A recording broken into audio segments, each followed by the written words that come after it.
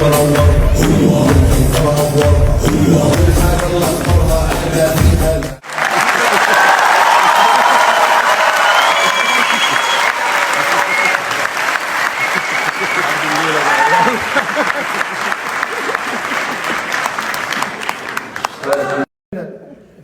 رامز جلال الوحيد اللي بينفق في رمضان الواد ده، مع انه شيطان اكتر مننا. بس هي ارزاق.